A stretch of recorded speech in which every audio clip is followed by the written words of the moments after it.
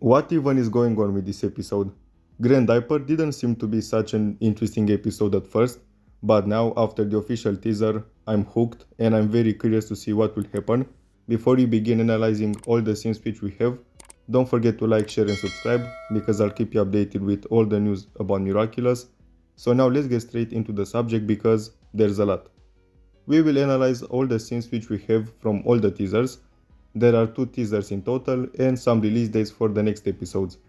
First of all, we have the teaser from the official Miraculous Ladybug channel, but the English one.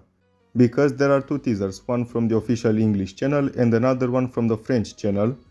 And the one from the French channel has such a big spoiler in it, but we will analyze first the English one. First of all, as you can see, we have the chopped trio who is back, the bullies. And then in the second image, we can see that they are after Zoe. In the third image, Andre and Zoe are hugging each other, and this could be an adorable scene. Only if Andre was overall a good father / a good person, who he isn't. Because let's not forget that he sent Chloe in another country with someone who he knows that is a very neglectful mother, Audrey. So this is not a loving father at all. He didn't know how to raise Chloe. He was a very bad person overall. So I'm not really touched now that he's a good father to Zoe. I'm happy for Zoe because she deserves love and she's a really good person. But I don't think that Andre overall deserves a redemption or he should be seen as a good father because, as I said, he isn't. Miraculous kind of has an issue with those random redemptions which are coming out of nowhere after all. A good example in this, which really annoyed me, is the one in the episode where Papa's, when Adrian's grandpa from Emily's side of the family got a redemption at the end, even though he abused everyone around him and his wife throughout the whole episode, and it was revealed that he was like this his whole life. So why did he get a redemption at the end? I know, now we are not discussing about the episode where Papa's, but this situation kind of reminds me a bit of that situation because everyone now sees Andre as an amazing father when he really isn't. Moving on, we have a really annoying kid in the bus, and this is really interesting because as you can see, Zoe is really mad, and she's not the type to really be aggressive towards anyone. And another detail which I like is that Sabrina is there, and Sabrina and Zoe are staying together. And Sabrina really deserves to stay with someone who doesn't use her as a slave, like Chloe was doing. This kid is bothering everyone around him in the bus, especially a lady who has a baby who seems to be crying maybe. Or I'm not sure if that baby is sleeping or crying. But either way, that kid is annoying everyone. And then we have a really interesting scene, which is a really big hint about something that we will discuss about later. But as you can see, in the last image, Zoe is crying. And she's crying because she's really mad. And this is happening because the bus driver didn't wait for someone with disabilities to come to the bus and get in. And Zoe saw that, she wanted to keep the doors open, but she couldn't, obviously, because she's not controlling the bus. And she was really mad because of this injustice. There was a person, a father, if I remember well, with a kid who was in a wheelchair, and the father was pushing the wheelchair as fast as he could to get to the bus. But the bus went, so they couldn't get in. And that's why Zoe was crying, because she feels like this is a really big injustice, and she doesn't like injustices. And this is a very big hint about why she became not really a villain, but Zoe is officially Furry. Furry being the person who appeared at the post-credit scene from the episode Sleeping Siren. And I did not expect this at all. And Zoe is really becoming one of the most interesting characters in season 6. She is really well developed now. I like it. As you can see, Furry will appear in this episode. We can see this in the last image. And she looks amazing. I love the design. It's really mysterious. She looks like a villain even though she's not a villain. She's punishing the bad people. So is this considered a villain? Because she's punishing the people who are doing bad things. So let me know in the comments if you believe that this is considered a villain or not. In my opinion, she's not a villain because some people really deserve to be punished. And if there's not any justice, then she can create justice, and I support her in everything that she wants to do in this direction. It's really interesting because she will appear as Furry and then as Vesperia, so we will see her as a hero and a villain in the same time, even though we already discussed that she's not a villain as Furry, but you know what I want to say. Also, some other heroes will appear in this episode, for example Pegasus, Rina Rouge, Ladybug, Cat Noir, and Vesperia. By the way, the costume is not unintentional because, as you can see, we know how she looks as Vesperia in the first image, but in the third one, where we can see her design better than we did in Sleeping Siren, she's inspired by another type of bee. And the type of bee that she's inspired from is named Carpenter bee. That's why she's black, because that bee is also black, and this is another, let's say, function of her Miraculous, which is action. We know that her Miraculous is action, and we didn't get an episode with the action Miraculous in season 5. We had an episode in season 5 named action, but it doesn't count. Maybe that's why we didn't see a specific episode in season 5 about the Bee Miraculous, even though it was used in some of the contexts, but now we will actually see more of the powers of the Bee Miraculous. We will see how she's using it for good and bad in the same time. We know from season 4 that based on your intention, the Miraculous changes the costume. So we have as examples Cat Noir and Cat Walker, Rina Rouge and Rina Furtive. So now we have also Vesperia and Furry, or Furry, whatever it is pronounced. I will say Furry. By the way, if you're wondering how I know that she's named Furry, it is from the subtitles from Disney Channel Plus. It was written there that Vesperia is actually named Furry when she's evil. Let's move on to some other scenes because I also have some really interesting facts about Furry, but we will discuss about them after I finish with all the trailers. So moving on, these are the scenes from the French trailer, and we have some new ones. First of all, we have Adriennette being adorable as usual. And Marinette prepared the cake for Adrien and he's eating it as he should because Marinette made it and I'm sure it's amazing. Then we can see Ray's father and they look alike, both chopped. And Zoe is also seen there. The other bullies are in the back. So maybe they caused some problems to Zoe and they went to the principal's office because Zoe told them. And that's why Zoe is staying there. We already know that they are after Zoe. There was a scene where they made her drop her phone, which is really extreme. And we know from the episode Daddy Cup that something really bad happened between them in New York. Because Ray was threatening Zoe to show everyone what Zoe was really like in New York. And Zoe wanted to delete the video, but Ray said that he has a lot of other copies, so he has something against Zoe, something personal. Maybe Zoe was a really bad person in New York. I mean, not maybe, for sure. Because even she said this in season 4. During her first appearance that in New York she had to pretend. She was pretending to be a bad person just for her to fit in. So who knows what horrible things she has done there. And Ray is after her now. I would go as far to say that Zoe has a split personality disorder. Maybe I'm going too far with this. But let's go back again at the scene from the end of the episode Daddy Cup, because Ray told her that he knows how she's actually like and all the things that she's done. So what if Zoe actually has a personality disorder? She has a good side and a bad side, and when she's being triggered by something happening around her, her bad side is activated or something like this. Because take a look at the last image. Here we have Zoe and the bus driver from earlier, and I already told you that Zoe was crying because the bus driver didn't wait for that person with disabilities, that kid.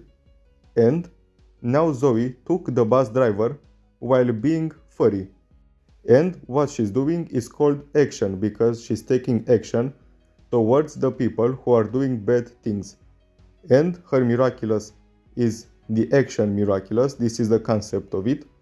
So it all connects very well.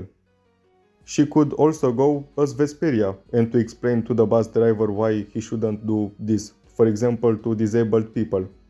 But she didn't do this, she chose to have another costume, she chose to have another identity, and do all of this behind everyone's back, including Ladybug's, who gave her the Miraculous in the first place. Because, as I said, this is the Bee Miraculous but with another costume, because her intentions are different, so when you are changing your intention, then the costume is also changed. Now this is the shocking scene from the French trailer, because in the English trailer this is not included from obvious reasons.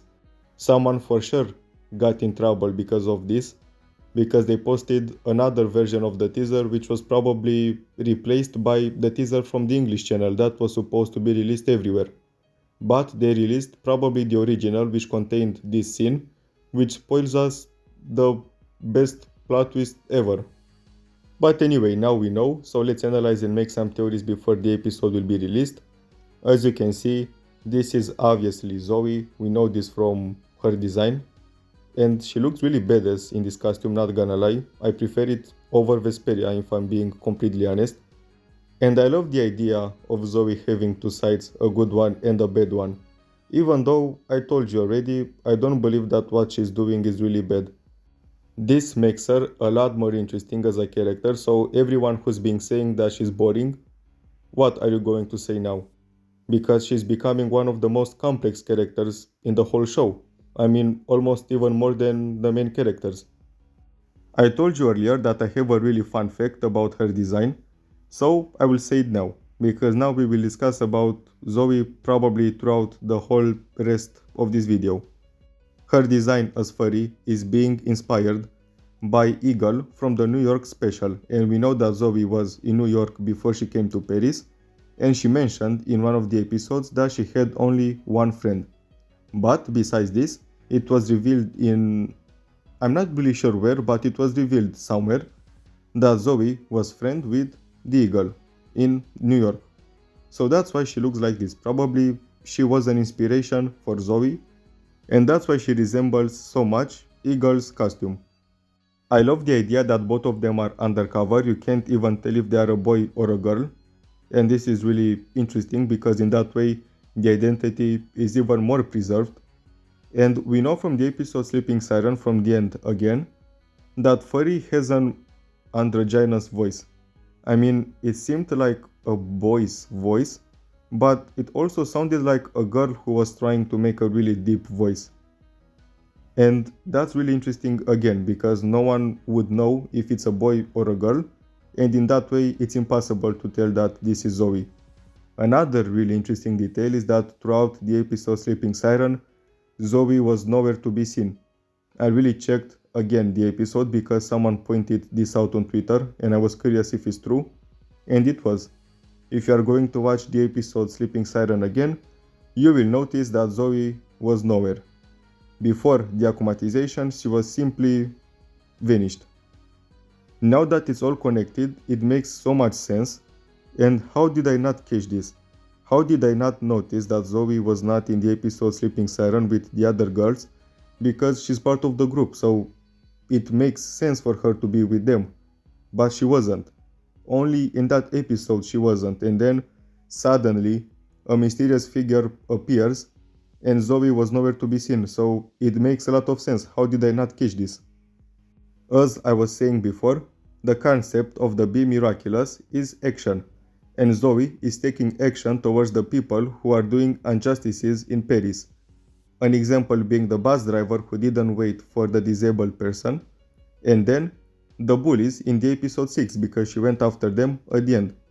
I'm not sure if the bullies know that this is Zoe and they are probably making a deal or something for them to not expose what she did in New York, and instead she will help them somehow, or if she's simply threatening them and she will be safe either way.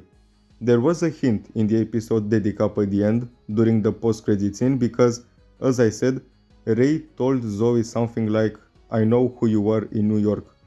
So maybe I considered at first that that was a hint that he knows about her being furry and she was doing the same things in New York and she wanted to move to make her bad side disappear or something in this direction.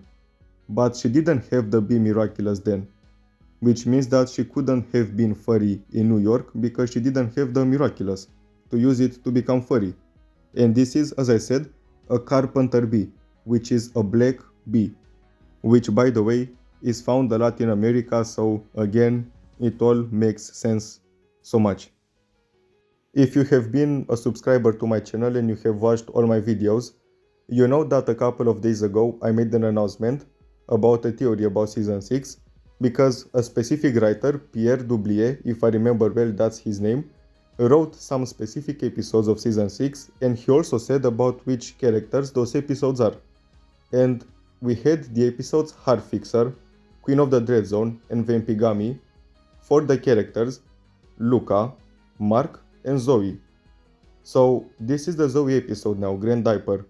And he didn't say anything about the episode Grendiaper because he didn't write it. This is written by another new writer.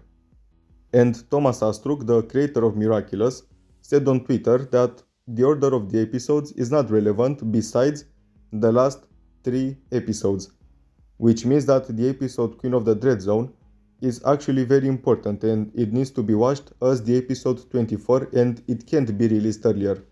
So considering that the episode Heart Fixer could be about Luca, Vampigami about Mark, it means that Zoe will have the episode Queen of the Dread Zone.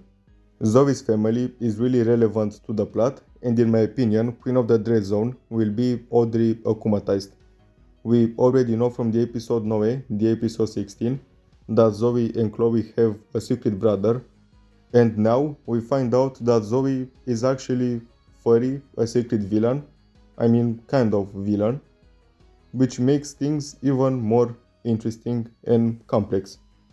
Considering all of this, it makes sense why the episode 24 will be again about Zoe and her family, and maybe we will find out even more information about Furry, about what Zoe did in New York, and this is the episode which will set up the finale, because the order will be important for that specific episode, which means that the last 3 episodes are happening one after the other. The last episode is named Nemesis, which means enemy in English. So this makes me a bit anxious because maybe the Nemesis, the enemy, is not who we believe, because at first I thought that it is obviously Chrysalis. But what if it's not Chrysalis and Zoe could be the secret villain? Or maybe we have even more villains which we don't know about, and I'm very curious to find out what happens. I'm recording this one day before the actual episode will be released, so I haven't watched it obviously, I'm just analyzing the teasers.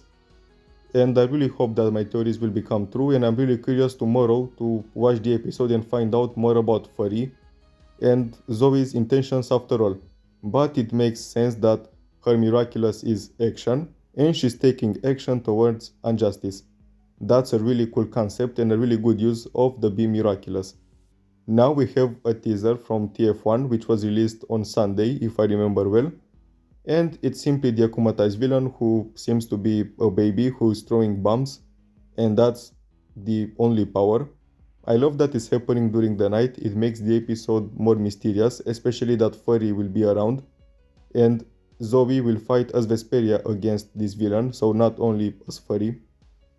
And to be honest, the villain is kind of lame, but we know that Chrysalis doesn't want to get the Miraculouses using the akumatized villains, she simply wants to find out more information to test out her theories about Marinette or whatever she's thinking. She simply wants to find out more information about Ladybug and Cat Noir, and in that way she can prepare the best plan ever for her to win.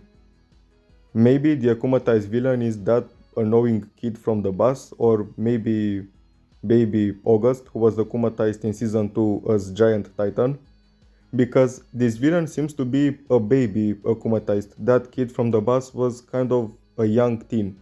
He seemed to be 9, 10, 11, maximum 12.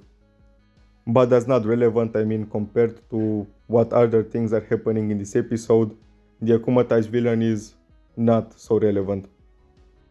As I was saying, something that I really appreciate about this episode is that it's happening during the night, the fight scene at least, and the night episodes are always welcomed because the animation is very beautiful, and besides that, the night episodes are giving me Mary-Chat vibes, which is my favorite ship. I really want another Mary-Chat episode, but it is kind of hard now that Adrianette is a couple.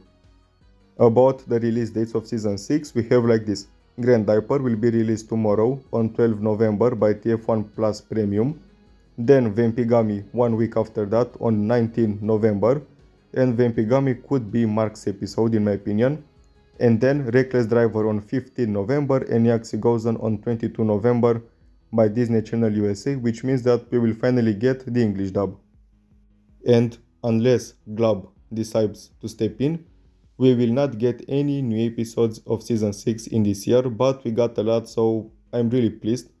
We were being fed with a lot of new episodes recently, so it's fine. 1 month we can go without any episodes, then from January they will start again. It is confirmed by Disney Channel USA and TF1 that they will not release any new episodes in December. That's why I was saying that Glub needs to step in.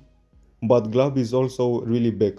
I mean, they still haven't released some of the new episodes, and they don't even have a release date for Grendiaper or Vampigami. So it is hard. But either way, we got a lot and we will have time to relax a bit. And this is all for today. We discussed a lot. Don't forget to let me know in the comments your theories about what you believe will happen. Don't forget to like, share and subscribe. And I will see you soon.